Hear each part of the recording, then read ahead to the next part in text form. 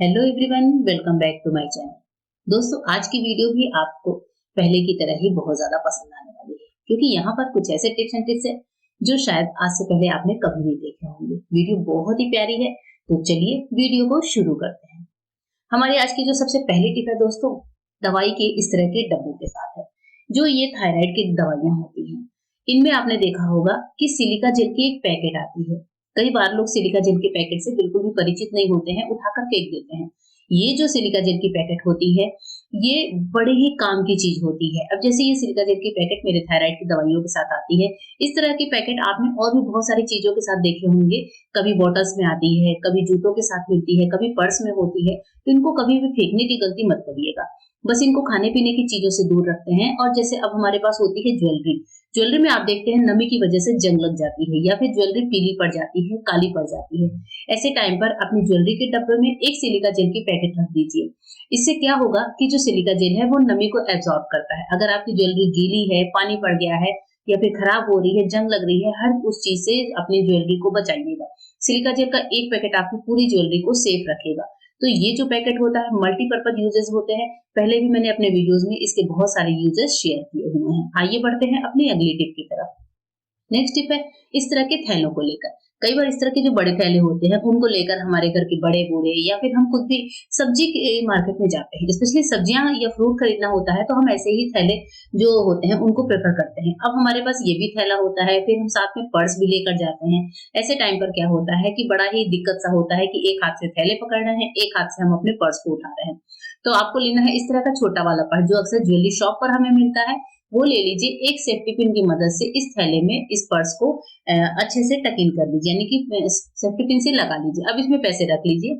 अब आप easily market जा सकते हैं, बच्चे बड़े कोई भी जा रहे हैं उनको इस तरह से लगाकर पैसे करके दे सकते हैं। जब जरूरत होगी तो पैसे इसमें से निकालें, और बाकी टाइम इस थैले में सब्जी या फ्रूट रखने के काम आएगा, और इसको उठाना भी बहुत ज्यादा फिर ईजी हो जाता है। आइए एक और टिप बताती हूँ, जो कि है पॉलीथीन को लेकर। इस तरह के जो सब्जी की पॉलीथीन आती है हमारे घर में, कई बार बहुत ज्यादा इधर उधर पड़ी होती है। इसका एक बहुत अच्छा सा यूज आपके साथ शेयर कर रही हूँ। तो उसके लिए आपको क्या करना है, पॉलीथीन को ले लीजिए, और जो पॉलीथीन है उसको इस तरह से बराबर करके एक चौड़ी सी पट्टी इसकी काट लीजिए। ये जो बीच वाली पट्टी है, इसी का हम इस्तेमाल करने वाले हैं। ये चौड़ी सी पट्टी है, बड़े ही काम की होती है। हमारे पास क्या होता है कि घर में पड़ी होती है चूड़ियां, इस तरह के कड़े होते हैं, चूड़ियां होती हैं, मतलब कुछ भी होता है जो कई बार होता है कि बिना डब्बों के, बिना बैंगल स्टैंड के, या फिर बिना कवर के पड़ी होती है। तब हम क्या करते हैं, चूड़ियों को ऐसे ही रख देते हैं। तो अगर आप कभी ट्रेवल पे जा रहे हैं, या फिर चूड़ियों को आपको पैक करना है, आपको कुछ नहीं समझ में आ रहा है कि आप इनको पैक कैसे करें, तब आप इस पॉलिथीन का यूज करिए। इस पॉलिथीन में अपनी चूड़ियों को रख लीजिए। उसके बाद से एक छोटा सा रबर बैंड यहाँ पर लगा लीजिए। साइड साइड की पॉलिथीन्स को भी आप चाहें तो अच्छे से मोड़ सकते हैं, अगर आप इसको काफी ज्यादा टाइम के लिए पैक करके रख रहे हैं तो। बस इस तरीके से हमारी चूड़ियां पैक हो जाती हैं। ट्रेवल में ले जाइए या फिर घर में रखिए, हर तरीके से देखने में अच्छी लगती है। नेक्स्ट टिप है इस तरह के टिक टैक पेन्स को लेकर। कई बार इस तरह की टिक टैक पेन जो होती है, वो हम यूज करते हैं, और पीछे से, आगे से, कहीं से भी इसकी पेंट निकल सी जाती है। जो इस पर पॉलिश किया हुआ होता है वो निकल जाती है। तो इनको फेंकने की बजाय इनका एक अच्छा सा इस्तेमाल आपके साथ शेयर कर रही हूँ कि आपको लेना है नेल पेंट, किसी भी कलर की, जो मनचाहा आपका कलर है उस कलर की नेल पेंट ले लीजिए। जैसे मैंने यहाँ पर ब्लू कलर का लिया है। इस नेल पेंट से आपको अपने पिन पर अच्छे से पेंट कर देना है। जी हाँ, इस तरीके से दोनों पिन पर। और बहुत ज्यादा जरूरी नहीं है कि हर साइड में करें, अंदर बाहर नहीं करना है, सिर्फ ऊपर वाली जो मेन साइड है वहां पर आप अच्छे से इसको कलर कर दीजिए, और उसके बाद से ड्राई कर लीजिए। दीजिए, हमारी नई सी दूसरी टिक टैक पिन बनकर तैयार हो गई है। इसको आप यूज कर सकते हैं। एक और टिप बताती हूँ, जो कि है नूडल्स को लेकर। नूडल्स या हक्का नूडल्स या फिर चाउमीन, ये ऐसी कोई भी चीज होती है, तो उसको जब भी हम बॉयल करते हैं, तो बॉयल करने के जस्ट बाद सबसे पहला काम जो होता है कि हम उसको वॉश करते हैं ठंडे पानी से, टैप के नीचे। अब ये तो हो गया नॉर्मल प्रोसेस, जैसे हमने यहाँ पर इसको वॉश किया है। तो कोशिश करें कि जैसे ही आप इसको बॉयल करने के बाद छन्ने में निकालना है, तुरंत ही इसको ठंडे पानी से वॉश करें। उसके बाद से छन्ने को रख दीजिए, 15 से 20 मिनट इसका पानी छट जाएगा।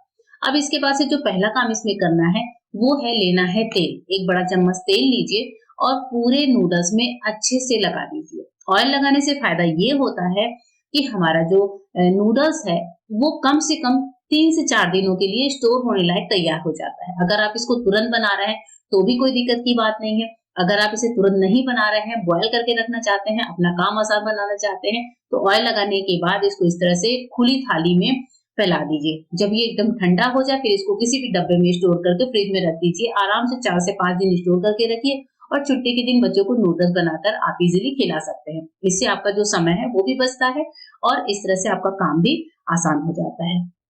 नेक्स्ट टिप है ग्लव्स को लेकर। हमारे ये जो पॉलिथीन वाले ग्लव्स होते हैं, कई बार ये हमारे पास पुराने पड़े होते हैं। तो चलिए आज ग्लव्स की कटिंग करते हैं और इनसे करते हैं एक बढ़िया-बढ़िया सा काम। तो ग्लव्स का ये जो फिंगर वाला पार्ट है, ये हम यहाँ पर कट करेंगे। तो मैं यहाँ पर 2 या 3 पार्ट ही कट करूँगी। आपको जितनी ज़रूरत है उतने आप कट कर सकते हैं।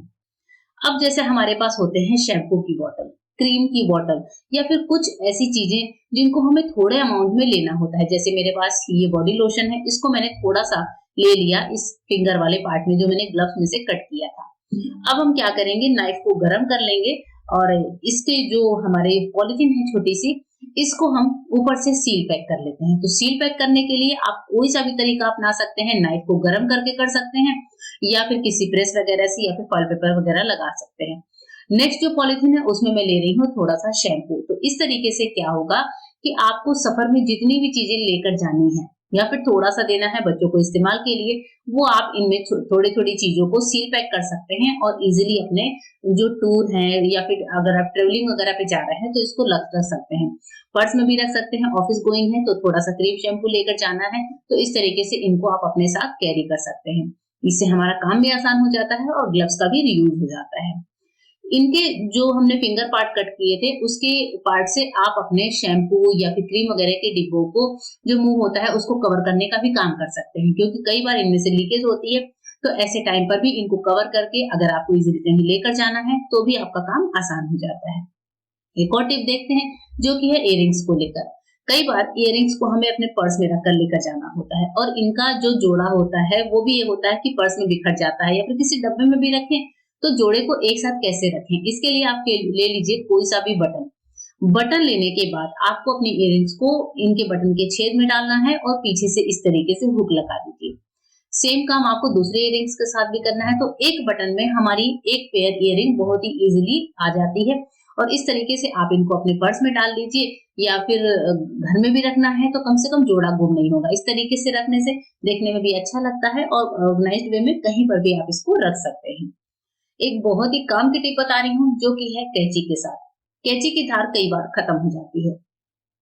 क्या ऐसा करें जिससे कैंची की धार वापस आ जाए और ये कैंची हमारी एकदम तेज चलने लगे। तो कैंची को जब भी हम धार रखवाने जाते हैं तो जो दुकान वाला होता है वो कम से कम 40 से 50 रुपए तो लेता ही लेता है। आपके शहर में क्या रेट है जरूर बताइएगा। हमारे यहाँ नाइफ का 30 से 40 रुपए लेते हैं और जो सीजर होता है उसका 50 रुपए लेते हैं।